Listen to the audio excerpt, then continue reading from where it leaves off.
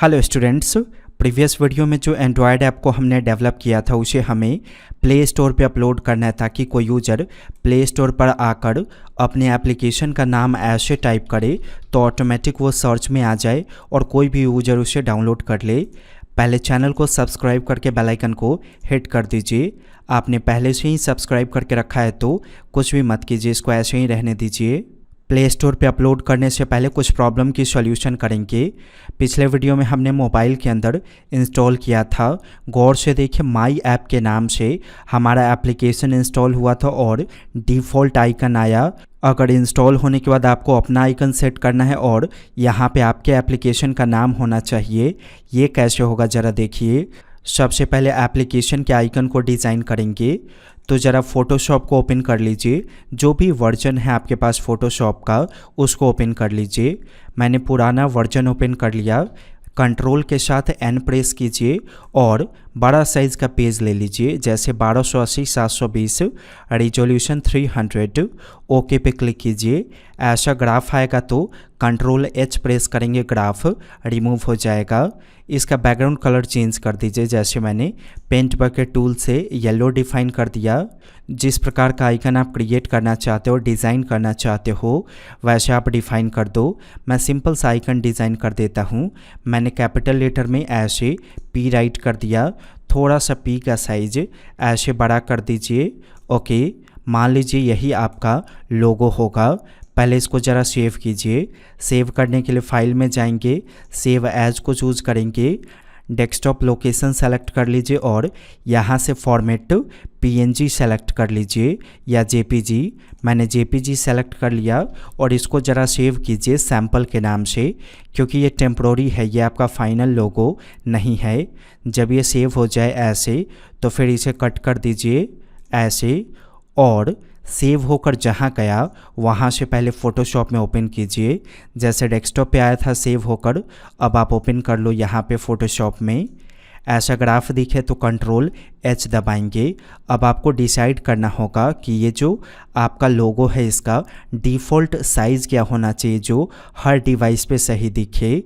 तो इसके लिए आप अपने एप्लीकेशन के फ़ोल्डर में आ जाओ। मेरा एप्लीकेशन का फ़ोल्डर वेब के नाम से है, मैं उसके अंदर आ गया। इसमें आपको रिसोर्सेज दिखेगा। रिसोर्सेज के अंदर एंड्रॉयड और इसके अंदर आइकन देखिए गौर से, अलग अलग साइज़ का आइकन है। आपको सभी साइज़ का आइकन बनाकर इस फोल्डर में रखना होगा, तो ही सारे डिवाइस पे इंस्टॉल होने पे आपके एप्लीकेशन का आइकन सही दिखेगा। अब ज़रा सबसे पहले आइकन पे राइट क्लिक करके प्रॉपर्टीज़ में जाइए और डिटेल्स पे क्लिक कीजिए। देख लीजिए साइज़ क्या डिफाइंड है, 72x72। अब आप फोटोशॉप में आओगे और देखिए गौर से, ये रहा क्रॉप टूल। क्रॉप टूल के विड्थ में डिफ़ाइन कर देंगे 72 पिक्सल, हाइट डिफ़ाइन कर देंगे 72 पिक्सल और रिजोल्यूशन 300 ही रहने देंगे। अब ज़रा लोगों का एरिया सही से सेलेक्ट कर लीजिए। देखिए गौर से, मैंने यहाँ से यहाँ तक ऐसे सेलेक्ट कर लिया। फिर यहाँ क्लिक करेंगे। इतना करने के बाद फाइल में जाएंगे, सेव एज को चूज़ करेंगे। जो आपके एप्लीकेशन का फ़ोल्डर हो उसके अंदर जाइए। फिर इसके अंदर आपको मिलेगा रिसोर्सेज, एंड्रॉयड, आइकन, और यहाँ पे गौर से देखिए जहाँ एक्सटेंशन सेलेक्ट करने का ऑप्शन है वहाँ पीएनजी को चूज़ कीजिए। जो पहला आइकन आपको दिखे ये वाला ड्रॉएबल HDPI आइकन, इस पे एक बार ज़रूर क्लिक कीजिएगा और सेव करके ओके कर दीजिएगा और फिर ओके कर देंगे।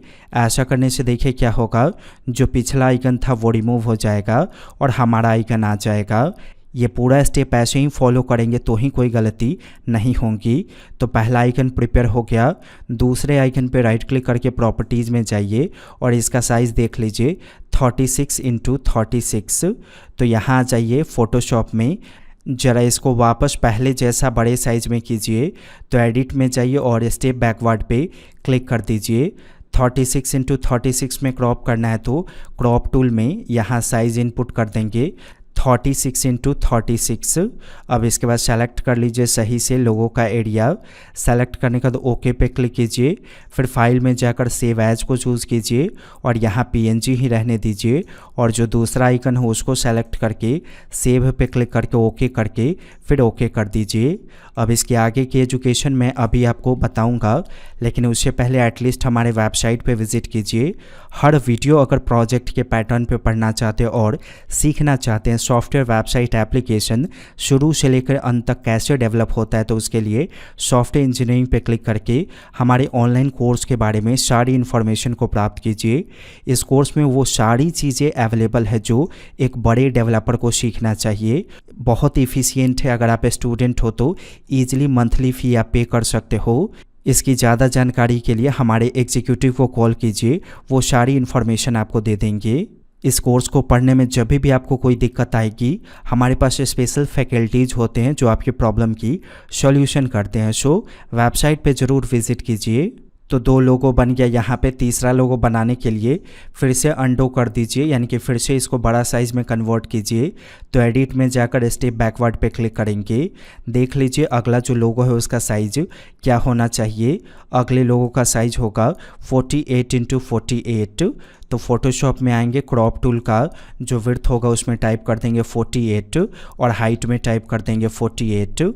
यहाँ पे सेलेक्ट कर लेंगे इस तरह से लोगों के एरिया को। सेलेक्ट करने के बाद ओके कीजिए। फाइल में जाइए, सेव एज को चूज़ कीजिए।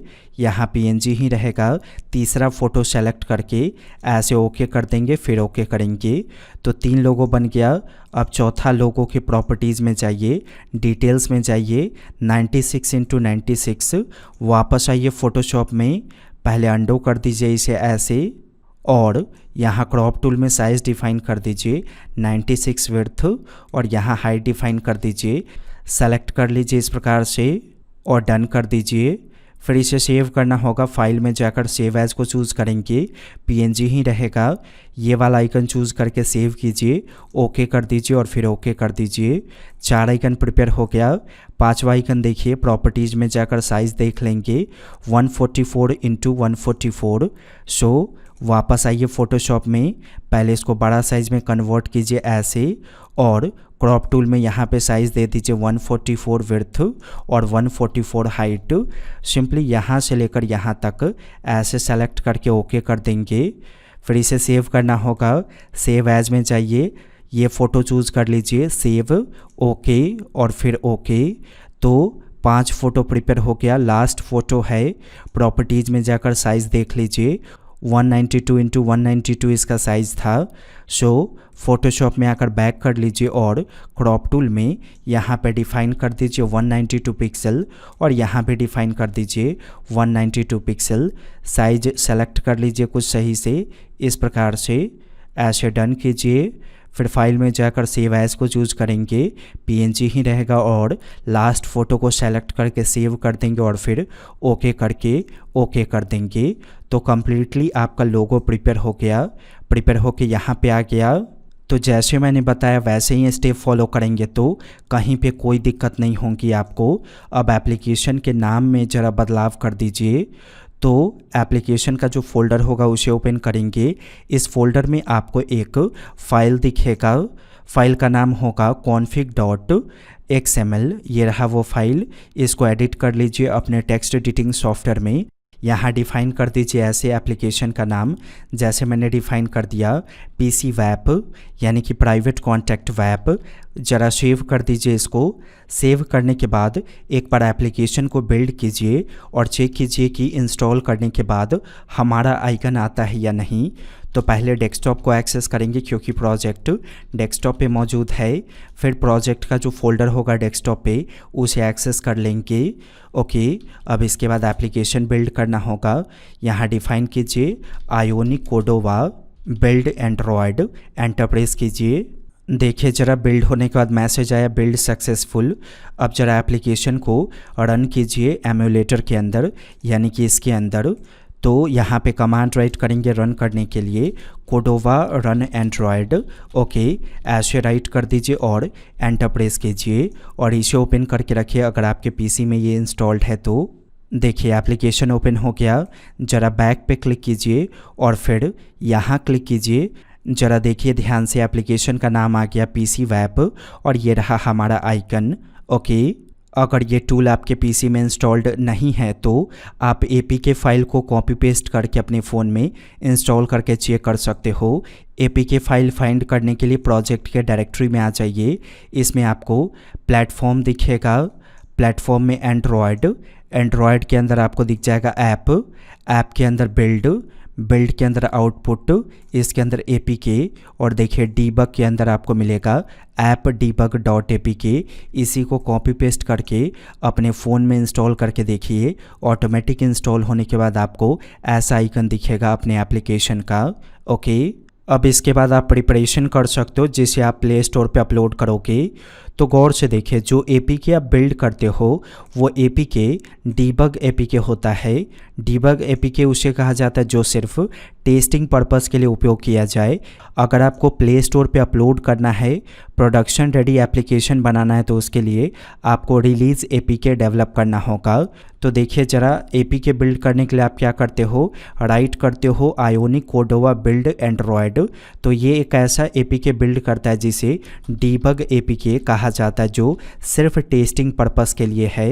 लेकिन हमें अभी रिलीज़ एपीके को बिल्ड करना है जिसे हम पब्लिकली डिस्ट्रीब्यूट कर पाएंगे और प्ले स्टोर पे अपलोड कर पाएंगे। तो यहाँ देखिए कमांड राइट करेंगे ionic Cordoba build dash release Android, enter press कीजिए। तो ऐसा करने से भी आपका एपीके फाइल बिल्ड होगा, लेकिन ये रिलीज़ एपीके फाइल होगा जिसे हम पब्लिकली शेयर कर सकते हैं या प्ले स्टोर पे अपलोड कर सकते हैं। देखिए ज़रा, मैसेज आके build successful. Release APK build होकर कहाँ जाएगा ज़रा देखिए, प्रोजेक्ट के फोल्डर में प्लेटफॉर्म एंड्रॉयड, इसके अंदर ऐप बिल्ड आउटपुट एपीके। जो डीबग वाला एपीके आप बिल्ड करते थे वो इसमें जाता था डिफ़ॉल्ट रूप से। अभी जो रिलीज़ एपीके आपने बिल्ड किया वो इसमें गया होगा।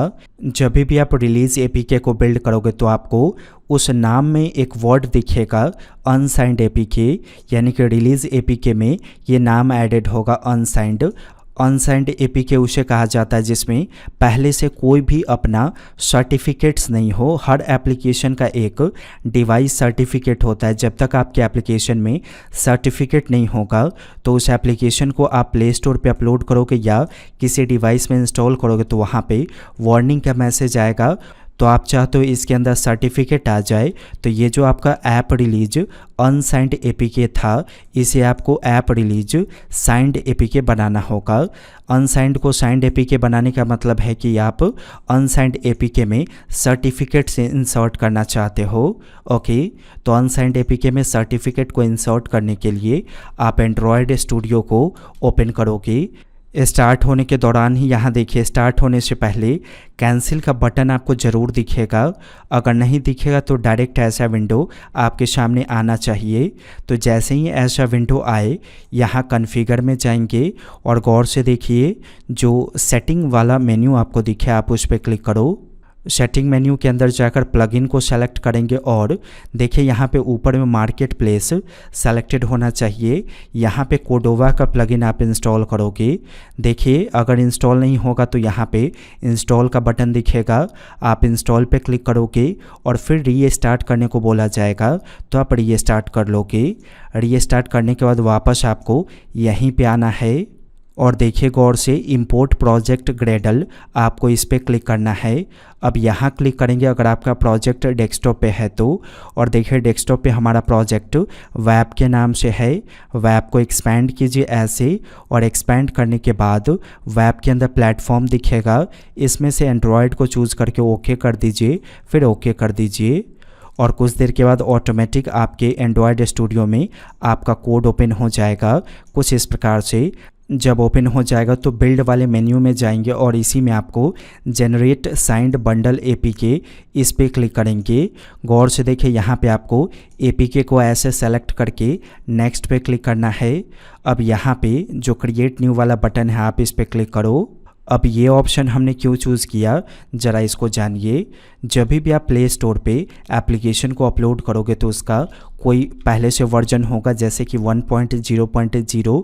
फ्यूचर में जब भी एप्लीकेशन अपडेट करना होगा तो वर्जन को चेंज करना होगा। जैसे 1.0.0 था तो अगला वर्जन रिलीज़ करने के लिए आपको 0.1 रखना होगा।